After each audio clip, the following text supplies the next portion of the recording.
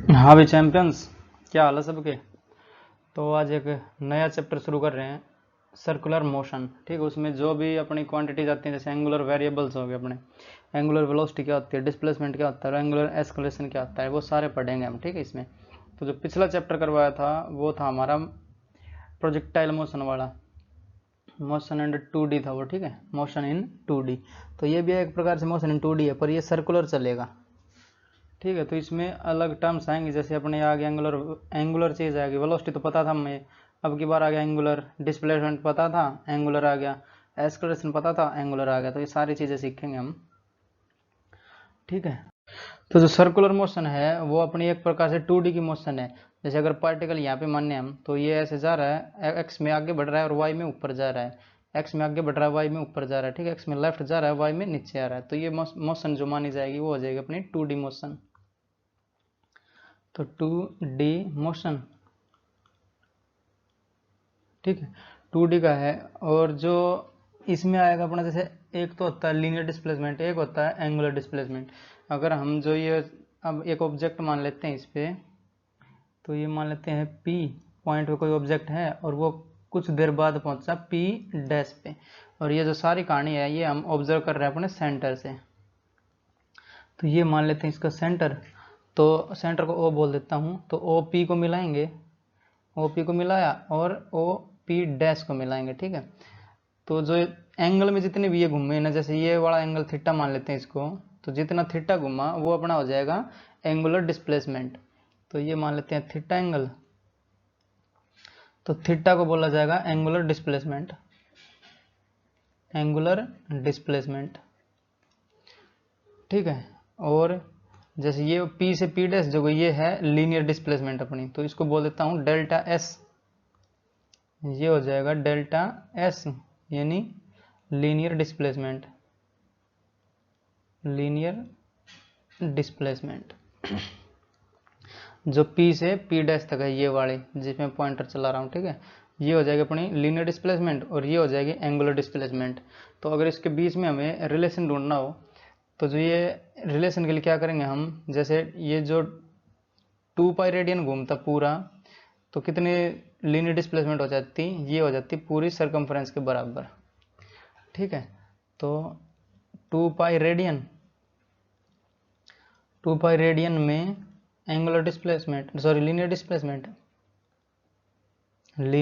Displacement वो बराबर होती किसके, 2 पाई आर के। अगर जो ये ओ पी है रेडियस ऑफ सर्कल माने तो हम, ठीक है, अगर 2 पाई रेडियन में घूम रहा है तो लीनियर डिस्प्लेसमेंट हो जाएगी 2 पाई आर। जैसे ये पूरा घूमा और ये पूरा घूमना पड़ेगा इसको फिर, तो ये हो जाएगा 2 पाई रेडियन में लीनियर डिस्प्लेसमेंट 2 पाई आर के बराबर। अगर 1 रखें यहाँ पे हम, 1 रेडियन घुमाए तो 1 रेडियन में लीनियर डिस्प्लेसमेंट बराबर हो जाएगा 2 पाई आर और डिवाइड बाई 2 पाई। ठीक है, अगर थीटा देखें, ये थीटा घुमा तो ये वाली कितनी बनेगी अपनी वो देखते हैं अब। तो यहाँ पे लिख देता हूँ मैं थीटा रेडियन में लीनियर डिस्प्लेसमेंट बराबर हो जाएगा 2 पाई आर डिवाइड बाई 2 पाई और इंटू थीटा। तो 2 पाई से 2 पाई में रहेगा, तो लीनियर डिस्प्लेसमेंट क्या हो जाएगी, और लीनियर डिस्प्लेसमेंट को हमने मानना है डेल्टा एस। तो डेल्टा एस बराबर हो जाएगा अपना आर थीटा, नहीं आर, और ये इसको डेल्टा थीटा ही बोल देता हूँ मैं। क्यों, क्योंकि थोड़ी सी जो डिस्प्लेसमेंट है लीनियर, उसमें थोड़ा सा एंगल घूमेगा ना, तो इसको डेल्टा थीटा दिया मैंने नाम। ठीक है, अगर डेल्टा थीटा देख या फिर रेडियस डेल्टा थीटा देखें, तो डेल्टा थीटा बराबर हो जाएगा डेल्टा एस बाई आर, और ये तो पढ़ा होगा, ये हो जाएगा अपना एंगुलर डिस्प्लेसमेंट, एंगुलर डिस्प्लेसमेंट बराबर हो जाएगा आर्क अपॉन रेडियस। ठीक है, ये तो पढ़ा ही होगा छोटी क्लास से, 9वीं 10वीं में आया होगा ये। ठीक है, ये थीटा लिख सकते हैं हम एस बाई आर। तो ये रिलेशन है अपना लीनियर डिस्प्लेसमेंट और एंगुलर डिस्प्लेसमेंट में। तो ये वो वाला एंगल है, जैसे हम पी को देख रहे हैं और हमारी आंखें कितना एंगल बना रही है, अगर वो पी डैश पे पहुंचेगा तो वो हो जाएगी अपनी एंगुलर डिस्प्लेसमेंट।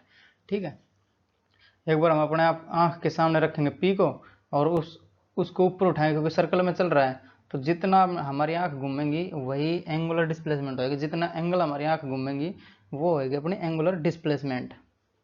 ठीक है, समझे?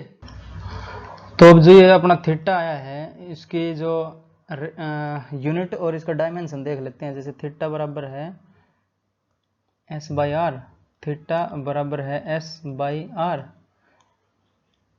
तो थीटा इसकी जो यूनिट होएगी वो तो रहती है इसकी रेडियन। ठीक है, जैसे हम सबको रेडियन में मेजर कर रहे हैं ना, यूनिट बराबर है रेडियन, या unit of angular displacement, unit of angular displacement बराबर हो जाएगी रेडियन। और इसका डायमेंशन तो कुछ होएगा नहीं, क्योंकि डायमेंशन लेस क्वांटिटी है। अगर ये माने हम, जो लीनियर डिस्प्लेसमेंट है ये भी अपने मीटर में रहेगी, सेंटीमीटर में रहेगी, ठीक है, किसी में भी रहे, और जो रेडियस है वो भी अपनी रहेगी मीटर सेंटीमीटर में, तो मीटर से मीटर कट जाएगा, सेंटीमीटर से सेंटीमीटर कटेगा। ठीक है, तो इसकी यूनिट आएगी कुछ नहीं, सॉरी वो डायमेंशन आएगा कुछ नहीं, जैसे m0l और t0, तो नीचे भी m0l और t0, l से l मर जाएगा, तो ये हो जाएगी dimension less quantity, dimension less quantity. अगर इनका एक्सप्लेनेशन और अच्छे से देखना है तो ऊपर सर्च करना है प्लेन एंगल और solid angle by the champions institute, तो उसमें लेक्चर मिल जाएगा मेरा, उसमें इनको डिटेल में पढ़ाया गया ये थीटा को। ठीक है, और चूंकि ये एंगुलर डिस्प्लेसमेंट है तो इसका एक वेक्टर क्वांटिटी है ये, तो इसकी डिस्प्लेसमेंट सॉरी इसके डायरेक्शन भी बतानी पड़ेगी हमें, क्योंकि ये है अपना वेक्टर क्वांटिटी, वेक्टर तो एक्सियल वेक्टर है बोलते हैं इसको। जैसे अगर हम जिस पेज से चल रहे हैं, जैसे यहाँ से यहाँ चल रहे हैं, हम पी से पी डैश चल रहे हैं, तो हमारे जो राइट हैंड के फिंगर्स हैं उसको हम कर्ल करेंगे पी से पी डैश की ओर, जहाँ पे थंब अपना इंडिकेट करेगा वो इसकी डायरेक्शन हो जाएगी। अगर ये देखें, या फिर जो एंटी क्लॉकवाइज या काउंटर क्लॉकवाइज होगी उसको हम अपवर्ड बोल देते हैं, और जो काउंटर क्लॉकवाइज होएगी उसको हम बोलेंगे डाउनवर्ड। ठीक है, तो जैसे ये यहाँ से घुमाएंगे हम, या फिर स्क्रू रोल भी देख सकते हैं इसमें, स्क्रू रोल जहाँ पे जाएगा यहाँ पे स्क्रू रखेंगे हम और पी से पी डैश की तरफ घुमाएंगे तो ऐसे आएगा कुछ काउंटर क्लॉकवाइज की तरह, तो वो खुलेगा, बाहर की ओर आएगा ना स्क्रू निकल के। अगर यहाँ पे स्क्रू रखें पी डैश से पी की तरफ जाएंगे तो ऐसे घूमना पड़ेगा हमें, तो वो आएगा अपना डाउनवर्ड, क्योंकि स्क्रू जाएगा अंदर की ओर। ठीक है, यहाँ पे 3D में समझाने के लिए कुछ है नहीं ना, कैमरा नहीं है ना, इसलिए मैं बता रहा हूँ स्क्रू रूल भी और राइट हैंड थंब रूल भी। ठीक है, तो अगर इसको पी से पी डैश की देखें तो ये बाहर की तरफ आएगा, तो एक्सियल वेक्टर है ये, एक एक्सियल वेक्टर, और इसकी डायरेक्शन हो जाएगी आउटवर्ड, लिख देता हूँ। ठीक है, तो आउटवर्ड का जो निशान है वो डॉट लगा के बनता है। ठीक है, और जो इनवर्ड हो जाएगा वो क्रॉस बन जाएगा, जैसे यहाँ पे क्रॉस बना दिया ये, तो ये इनवर्ड डायरेक्शन के लिए। ठीक है, तो हमारा ये बाहर की तरफ निकलेगा तो हमने आउटवर्ड लिख दिया ये, तो इसकी यूनिट होगी यूनिट रेडियन, और इसका डायमेंशन लेस क्वांटिटी है, और एक्सियल वेक्टर है, आउटवर्ड इसकी डायरेक्शन होगी, और मैग्नीट्यूड तो हो जाएगा एस बाई आर। ठीक है, तो ये सब था अपना एंगुलर डिस्प्लेसमेंट के बारे में। अब चलेंगे हम एंगुलर वेलोसिटी के बारे में। तो एंगुलर वेलोसिटी के लिए नेक्स्ट बढ़ेंगे स्लाइड। तो अपना एंगुलर वेलोसिटी क्या कहती है, जैसे हम इसी पॉइंट से इसको ऑब्जर्व करेंगे हम, तो ये पॉइंट इसका सेंटर, और सेंटर से मान लेते हैं पार्टिकल P, तो ये कोई पार्टिकल P बोल देता हूँ इसको मैं, और ये इसकी रेडियस R हो जाएगी, सर्कल की रेडियस R। अगर मान लेते हैं जो P पॉइंट है वो कुछ इस प्रकार से बढ़ रहा है V वेलोसिटी से, ये है लीनियर वेलोसिटी, लीनियर वेलोसिटी, और जो एंगुलर वेलोसिटी हो जाएगी वो अपनी होएगी जैसे 1 सेकंड में कितना रेडियन बढ़ रहा है। ठीक है, तो मैं अगर यहाँ पे दिखाऊं इसको तो कुछ इस प्रकार से दिखा देता हूँ, 1 सेकंड में कितना एंगल या कितना रेडियन बढ़ रहा है। ठीक है, तो मैं इसको इस प्रकार से दिखा रहा हूँ,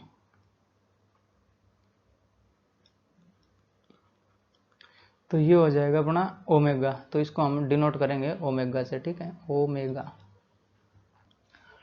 जैसे जो वेलोसिटी की डेफिनेशन होती है डिस्प्लेसमेंट अपॉन टाइम, तो जैसे ओमेगा क्या हो जाएगा, ओमेगा हो जाएगा अपना, क्योंकि ये एंगुलर है तो एंगुलर डिस्प्लेसमेंट आएगी, एंगुलर डिस्प्लेसमेंट थीटा है, और change in angular displacement upon change in time, change in angular displacement और divide by change in time. सारी एनालॉजी चलेगी जो अपने लीनियर मोशन में आती है ना, लीनियर जो भी वेरिएबल्स आते हैं उसमें। जैसे ये ओमेगा हो गया तो ये एंगुलर वेलोसिटी हो जाएगी, एंगुलर वेलोसिटी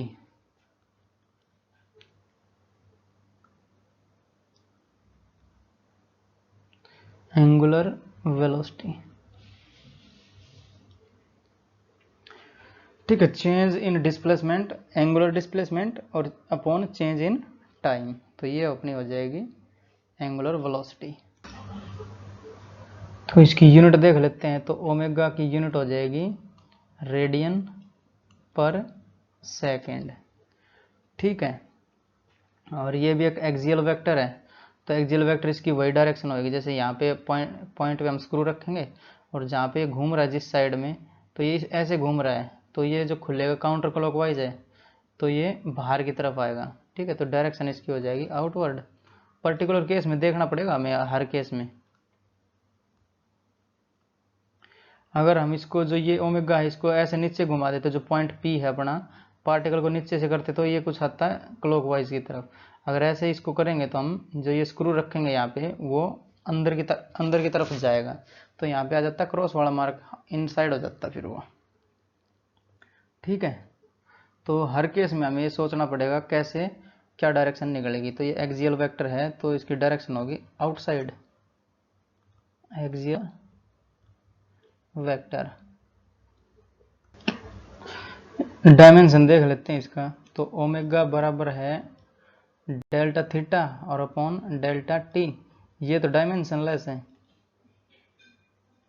डायमेंशन लेस, और जो ये अपॉन में है ये है अपना टाइम, ठीक है। तो जो ओमेगा का आएगा डायमेंशन वो आ जाएगा टी इनवर्स। अगर इसको पूरा लिखें हम तो ये हो जाएगा m0 L0 और टी इनवर्स, ठीक है। ये इसका डायमेंशन हो जाएगा। तो ओमेगा एवरेज देखें हम, अगर ओमेगा एवरेज हो जाएगा अपना डेल्टा थीटा और अपॉन डेल्टा टी, और ओमेगा अगर इंस्टेंटेनियस देखें तो इसके लिए डेल्टा टी हो जाएगा अपना टेंडिंग टू 0, बहुत छोटे इंस्टेंट के लिए, तो जो ये हो जाएगा डी थीटा और अपॉन डी टी, ठीक है। वी ओमेगा एवरेज और ओमेगा इंस्टेंटेनियस। अगर ये ओमेगा एवरेज को लिखना हमने तो ओमेगा एवरेज बराबर हो जाएगा एंगुलर डिस्प्लेसमेंट फाइनल, तो इसको 2 लिख देता हूँ, और माइनस एंगुलर डिस्प्लेसमेंट इनिशियल और divide bye T2 minus T1, ठीक है। ये अपनी हो जाएगी एंगुलर वेलोसिटी एवरेज, या फिर एवरेज एंगुलर वेलोसिटी, ठीक है। ये था एवरेज वेलोसिटी के बारे, एंगुलर वेलोसिटी के बारे में सारा। तो क्वेश्चन देख लेते हैं इसका, ताकि थोड़ा क्लैरिफिकेशन आ जाए कि कैसे क्या चल रहा है इस चैप्टर में, ठीक है, कंसेप्ट में। तो क्वेश्चन दिया हमें एंगुलर डिस्प्लेसमेंट अपना किसी टाइम पे इस प्रकार से डिपेंड कर रही है, जैसे t² + 2t और +1, तो find omega in 2 seconds and omega eight 2 seconds. तो एट 2 सेकेंड यानी किसी इंस्टेंट पे पूछा है, तो जो ओमेगा है वो इंस्टेंटेनियस आएगा, और ये इन 2 सेकेंड्स पूछा है, मतलब 2 सेकेंड में कितनी ओमेगा या फिर एंगुलर वेलोसिटी रहेगी, तो वो हो गया अपना एवरेज। ये एवरेज निकालना है और इंस्टेंटेनियस एंगुलर वेलोसिटी निकालनी है, ठीक है।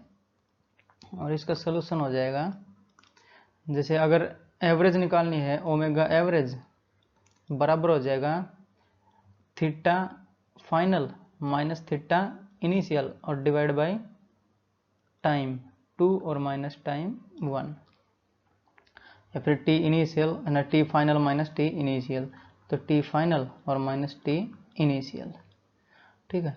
तो फाइनल यानी 2 सेकंड, 0 से 2 सेकंड जाना है, तो 2 सेकंड पे कितना थीटा होएगा, तो 2 दूनी 4 और प्लस 2 दूनी 4, तो 4 4 8 1 9 हो जाएगा ये, तो ये हो जाएगा अपना 9 और अपॉन जो टी फाइनल है वो 2 में से 0 जाएगा तो 2 ही हो जाएगा।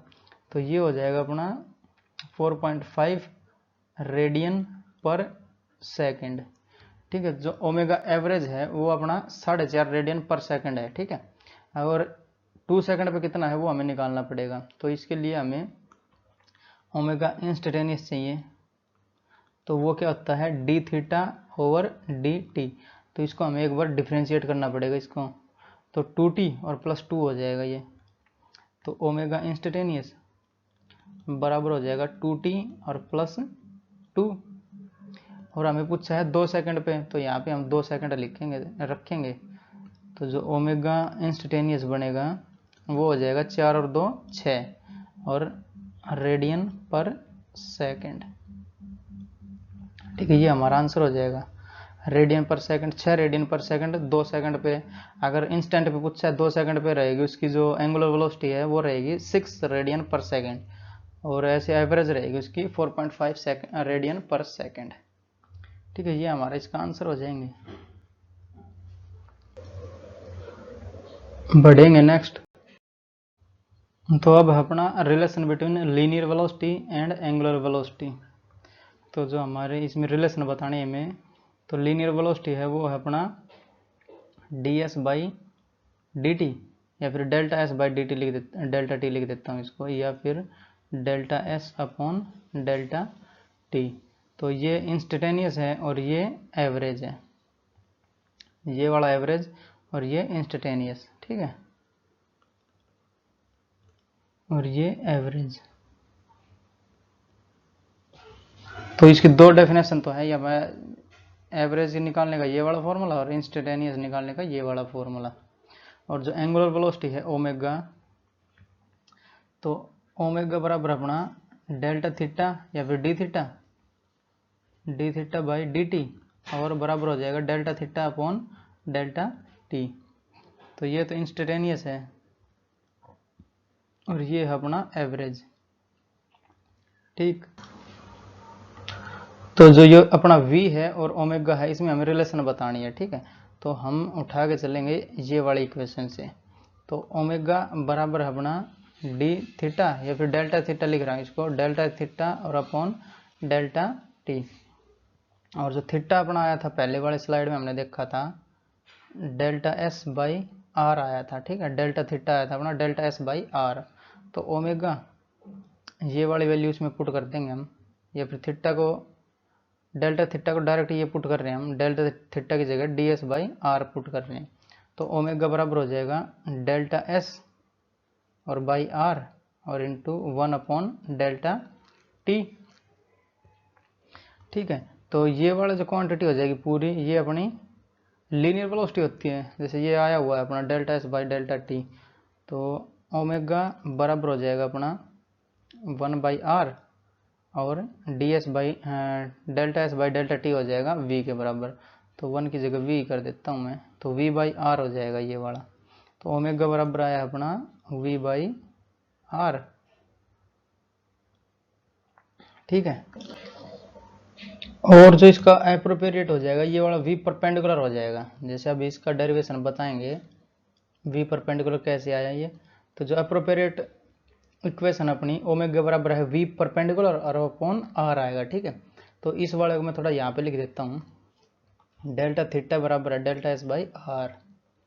तो डेल्टा थीटा बराबर है डेल्टा एस बाई आर। ठीक है,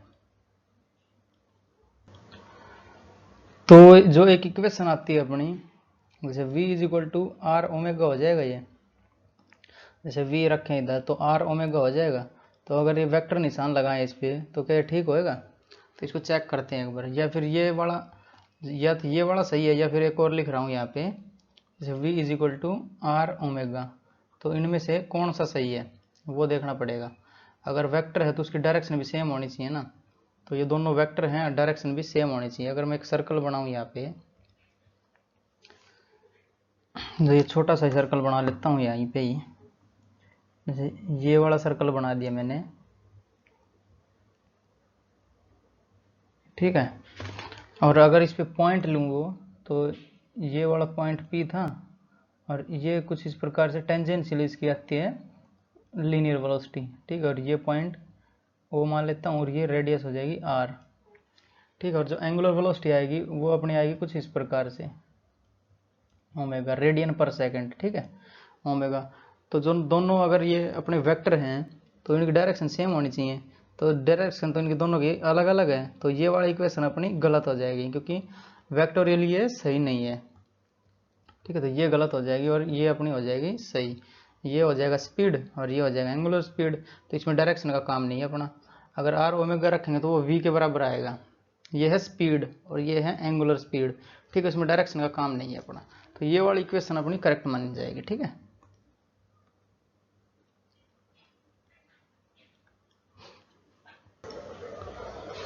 तो जो ये वाला है अपना, ये सर्कल में ठीक है, जैसे v परपेंडिकुलर सर्कल में है जो परपेंडिकुलर रहेगा ये रेडियस के, या फिर ये जैसे अपना रेडियस तो ये हो गया और ये है पूरा परपेंडिकुलर ही, तो इसको v r cos r omega लिख सकते हैं इसको, ठीक है। अभी एक दो क्वेश्चन करवा देता हूँ जिसमें ये परपेंडिकुलर नहीं रहेगा, बट जो ये इक्वेशन वैलिड रहेगी वो ये वाली रहेगी, ठीक। तो ये ट्रू है और जो ये है जैसे सर्कल में ये पूरा परपेंडिकुलर ही है तो इसको v बाई आर भी लिख सकते हैं इसको, और अन्यथा जो एक करेक्ट इक्वेशन है वो v परपेंडिकुलर अपॉन आर है, ठीक है। तो ये ऑलवेज करेक्ट है।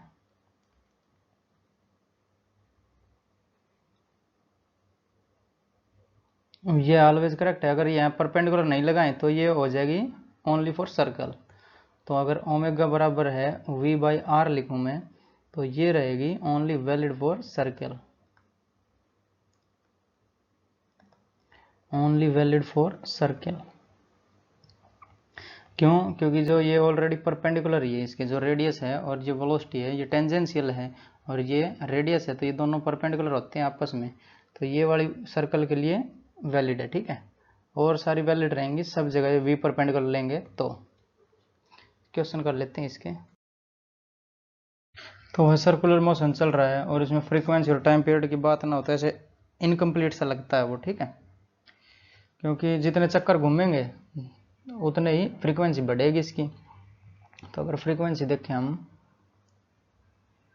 फ्रीक्वेंसी, तो फ्रीक्वेंसी हो जाएगा number of revolutions, number of revolutions पर सेकंड, ठीक है, नंबर ऑफ रिवॉल्यूशंस पर सेकंड। तो एक सेकंड में कितने चक्कर, अगर वो पहिया मान लेते पहिया घूम रहा है तो एक सेकंड में कितना चक्कर काटेगा वो उसकी फ्रीक्वेंसी हो जाएगी। तो एक सेकंड में कितने रिवॉल्यूशन, यानी एक अगर रिवॉल्यूशन दिया तो उसकी जो फ्रीक्वेंसी हो जाएगी बराबर होएगा, फ्रीक्वेंसी उसकी एक के बराबर हो जाएगी।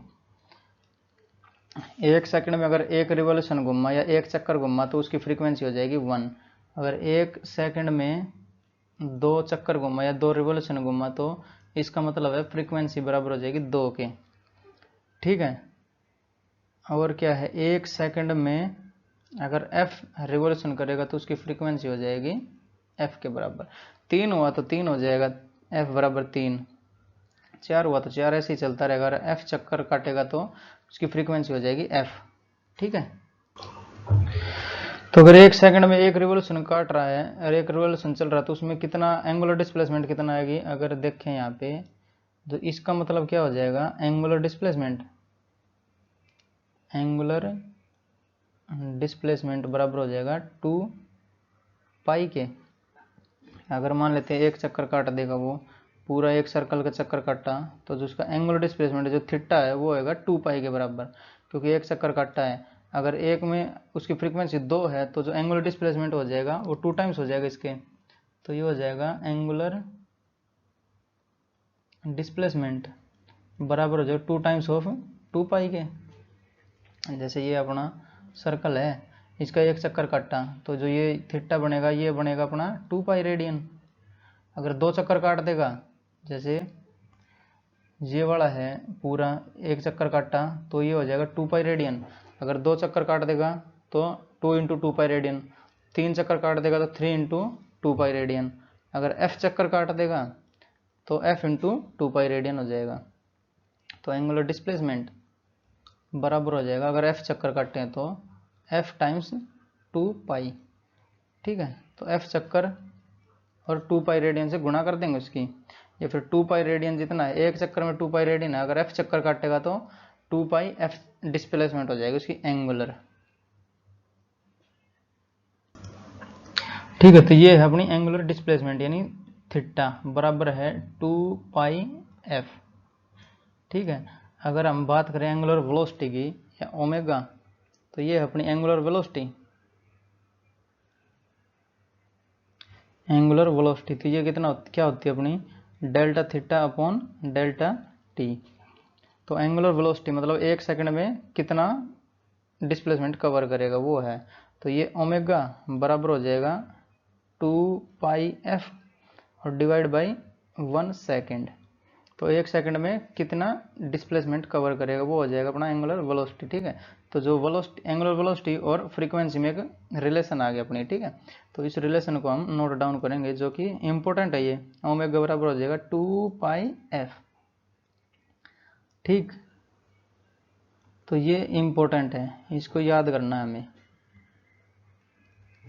तो आगे जो लेक्चर्स आएंगे उनमें इन्हीं का जिक्र होता रहेगा, फिर देखते रहो ये सर कैसे आया कैसे आया, तो ये याद रख लेना इसका डेरिवेशन भी। ठीक है, तो अब बढ़ेंगे हम टाइम पीरियड की ओर। तो टाइम पीरियड क्या चीज़ है, जैसे टाइम पीरियड का अगर डेफिनेशन लिखूँ मैं, तो टाइम पीरियड है टाइम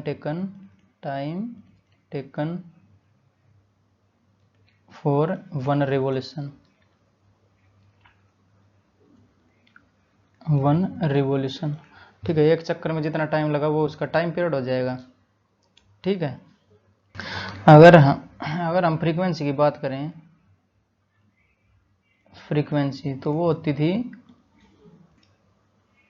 एक सेकंड में कितने चक्कर, रिवॉल्यूशंस इन 1 सेकंड। तो एफ रिवॉल्यूशंस बोल सकता हूँ इसको मैं। अगर फ्रीक्वेंसी की बात करें हम, तो मान लेते हैं एक सेकंड में एफ चक्कर निकाल कर रहा है, तो उसकी फ्रीक्वेंसी हो जाएगी एफ। ठीक है, तो एक सेकंड में रिवॉल्यूशन या फिर चक्कर मान लेते हैं हमारा फ्रीक्वेंसी के बराबर है, एफ के बराबर। ठीक है, एफ रिवॉल्यूशन।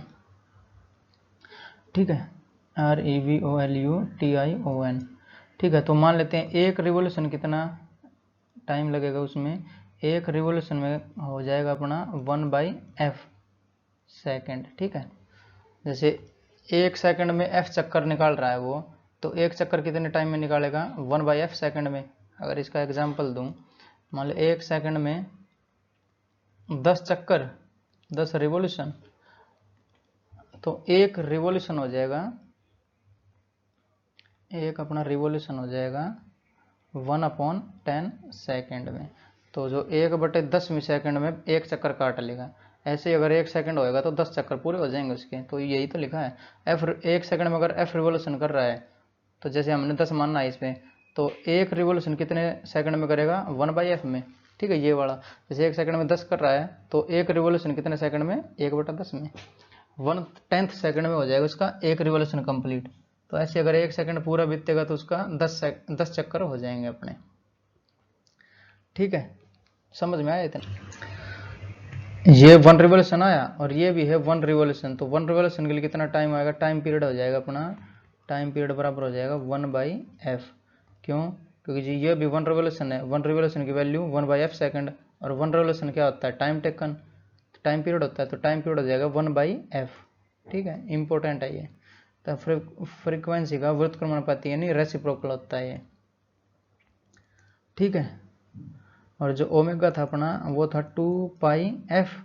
अगर f को यहाँ पे हम सब्जेक्ट बनाएंगे तो f हो जाएगा अपना ω/2π। ठीक है, तो दिस इम्प्लाइज f बराबर हो जाएगा ω/2π। अगर ये f की वैल्यू हम यहाँ पे रख दें इसमें f में, तो ये हो जाएगा अपना टाइम पीरियड का फॉर्मूला निकल के आ जाएगा हमारा। ठीक है, तो ये वैल्यू हम यहाँ पे पुट कर रहे हैं, तो टाइम पीरियड हो जाएगा 2π/ω। ठीक है, तो ये रिलेशन आ गया अपने एंगुलर वेलोसिटी और टाइम पीरियड में। तो ये सारे इंपॉर्टेंट है, जो पिछला करवाया है ये भी और वो भी इंपॉर्टेंट है। ठीक है, वैसे याद तो सबको रहते हैं पर इसका डेरिवेशन नहीं पता रहता ना, तो इसलिए ये डेरिवेशन भी याद कर लेना बस। वैसे डेरिवेशन पूछा तो गया नहीं है, ये हमें फॉर्मूले याद होने चाहिए पर।